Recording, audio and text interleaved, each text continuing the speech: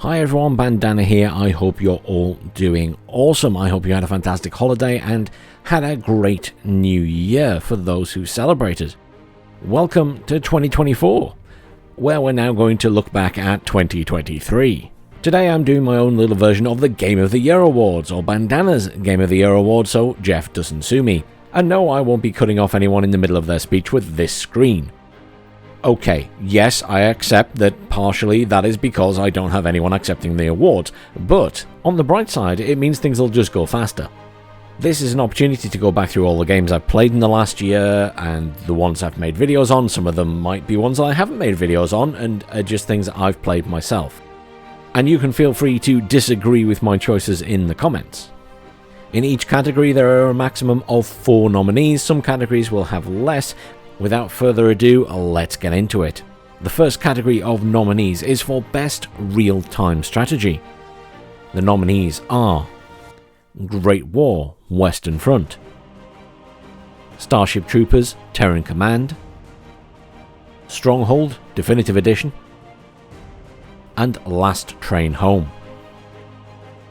And the winner is Last Train Home. For those who don't know what Last Train Home is, or perhaps haven't seen the videos on the channel yet, it is an epic train journey across Russia to Vladivostok, where the Czechoslovakian legionaries are trying to get home after the First World War, in a game that very much at times has a Frostpunk feel to its more management side of the train, and then obviously the RTS battles themselves, which I really appreciate can be played in such a variety of different ways depending on your playstyle. It has a great story that is completely voice acted in both its traditional languages and also English, and it's all done fantastically well, plus there is live action movie sequences between each of the areas of the game. I think Ashbourne did an amazing job with this game when you pull everything together, and that is why they get the award from me this year. Don't get me wrong, the other games mentioned here have been fantastic as well, and there are lots of great RTS games on the horizon, and I'll be talking about those in another video. The next category is one that I don't cover as much as I should on the channel, as it is something that is very near and dear to my heart, and it's actually where I used to do more of my serious gaming, and that is multiplayer shooters. Back before I got old and lost all of my reflexes, this is where you would find me spending hours on end playing the same game over and over again. And perhaps news to a lot of people who watch the channel, more so than RTS games. The nominees for Best Multiplayer Shooter: Battlefield 2042 after it had all of its updates, Hunt Showdown, The Finals, and Counter-Strike 2. And the winner is Hunt Showdown.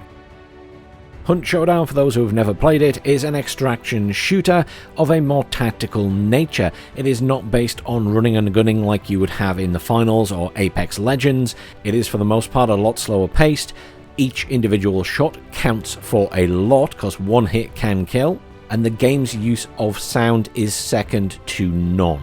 And while in the last year it has got a bit crazy in how many events they've been running and how they've been running those events, it is still an exceptional shooter. I must say, if you're also a fan of a faster paced shooter along the lines of Apex Legends and haven't tried it yet, do try the Finals. It is a lot of fun. The next category is action adventure games, and I expect you guys will have some other suggestions here. There have been a lot of action-adventure games this year, and disappointingly I just haven't had time to play a lot of them. As a result, this category from me will be fairly short on nominations, but I'm sure you guys can suggest some that you would have liked to see here down below in the comments. The nominees are Dead Island 2 and the Resident Evil 4 remake. And the winner is Dead Island 2. This game was a lot of fun. The story was as cheesy as you can imagine it would be, but as a fan of the original game, I really enjoyed this follow-up. It made fantastic use of the crafting system, different types of weapons and elemental upgrades, and then how all of that could interact with the environment and the various elemental objects placed in the environment as well. Games that I would certainly like to mention here that I never got around to playing, which kind of fit into this area, would be Alan Wake 2, which technically is probably more of a horror survival game, and also Spider-Man 2, which I hear great things about. The next category is co-op shooters. The nominees are Anacrusis, Ready or Not, and Payday 3. And the winner is Ready or Not. As someone who followed the game during early access to see how it turned out, at the end I am really blown away. It actually came a lot further than I expected it to by the time of release, and genuinely I have had many fun hours playing till ridiculous time in the morning that I wouldn't usually stay up till, just to continue enjoying playing through some missions. Void Interactive have made a brilliant game that is fun in both single player and multiplayer co-op. There is lots more to come for this game as well. The development hasn't stopped. They are continuing on. They've got more to add. And I'll be covering that in another video once they announce their plans. I do want to give special mention to one of the other nominees here, which was Anacrusis. It's made by some of the team that were involved in Left 4 Dead. It's a fantastic shooter set in space. It's fun, it's silly, it's something you want to get in with a group of friends. Our next category is one that is near and dear to my heart, and that is puzzles/story-driven adventures. What I include here are games like the original Myst, basically anything that involves solving puzzles or riddles to progress through a story. And the nominees this year are Firmament and Kona 2 Broom. And the winner is Firmament.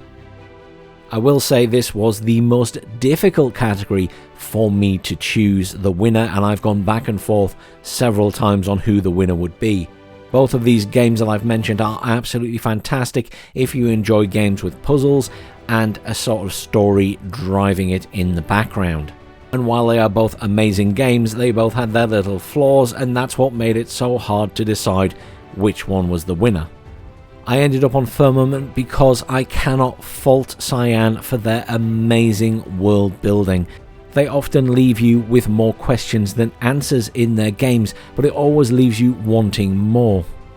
The only fault I could find with Firmament, other than some bugs early on release, was that it was quite a short game and I just wished it was longer. Kona 2 was equally a fantastic game, a little bit let down at the very end by making you run around a lot to complete the last few areas, which is sadly a common issue in this type of game. Our next category is for Best Ongoing Project/Labour of Love. These are games that have perhaps been in early access a long time, or perhaps they are just an ongoing project that are continually worked on by a development team. Now the truth is there is an endless list that could possibly go here, including the aforementioned Hunt Showdown. However, I've opted not to put that here as well. The nominees are 7 Days to Die, War Thunder, and Star Citizen. As incredible as Star Citizen is, it is immediately disqualified because it's probably not going to release till after I'm dead of old age. The winner is 7 Days to Die, which I expect many of you have never heard of. If you have heard of it, let me know down in the comments below, genuinely curious. 7 Days to Die is a game that has been in development since 2013 when it was originally released in early access on Steam, and it has had constant upgrades and overhauls during its 10-year lifetime. It is a fantastic game, and I've enjoyed several different versions of the game for the price that I originally paid, which was only about £10. It is actually genuinely impressive to think about how it was all those years ago and how it is now. This is a game you can play single player, you can play it on multiplayer servers with friends or with random people. It can have PvP or PvE. A more familiar game is probably Ark Survival Evolved, and it's along those lines in how it works in multiplayer, except without the dinosaurs. Our penultimate category this year is management games. Another area of gaming that is near and dear to my heart, as I've been playing these for as long as I can remember. There'll be plenty of you who watch this channel who will not even remember the existence of the original theme park and the original Transport Tycoon, though I do highly recommend Open TTD or Open Transport Tycoon, which is free on Steam. And the nominees for Best Management Game are Against the Storm, Gourd, City Skylines 2, and Last Train Home. And the winner is Against the Storm. Emmerite Games have made something so unique and special with Against the Storm. It takes the usual town management, flips it on its head, makes it slightly shorter for each individual town, but adds in so many other elements of the roguelite genre. What can appear on the face of it to be a very shallow, basic town building game is actually an extremely deep experience with a lot going on in the background and a lot you don't find out till you play the game more. I've got to give it to Hooded Horse, a publisher that has appeared seemingly out of nowhere and has picked up so many fantastic games like this. And that brings us to the final award, the Game of the Year award.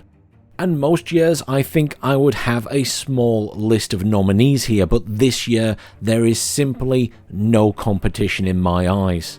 One game surpassing the competition in almost every area, a game that has massive freedom of play, a game that has amazing voice acting throughout, a game that has an incredible story to tell, and a game that has so many different paths you can go down. I'm not sure it would be possible for one person to do them all, even in potentially multiple playthroughs. Yes, that's right, it's Hello Kitty's Island Adventure. Okay, no, in all seriousness, it's obviously Baldur's Gate 3. What an amazing game, what an amazing experience. For me, nothing comes close to it, even when it fell down in the third act, because let's be fair here, that was nowhere near as good as the first two. The first two acts alone were more incredible than a lot of games that come out these days, and I'm sorry to the other developers, you make amazing games as well, but Larian just blew us all away. And in complete fairness to Larian here, unlike a lot of the games that are on this list, because I get a lot of keys to review and things like that, this one I paid for with my own hard-earned cash, and it was worth every penny. You can of course disagree on that one if you wish, but we will have to agree to disagree, because it genuinely was something that impressed me so much. But 2023 has been a great year for gaming. We've seen some amazing games come out. We've had a few that have had some hiccups along the way. City Skylines 2 comes to mind there, but going into 2024, there's so many more awesome games on the horizon, and I'll be taking a look at those in some upcoming videos. Do let me know, genuinely, down in the comments, what were your favourite games from this year? What would be on your list for these awards? Thank you everyone for watching. As always, please do like, share and subscribe, and have a happy new year.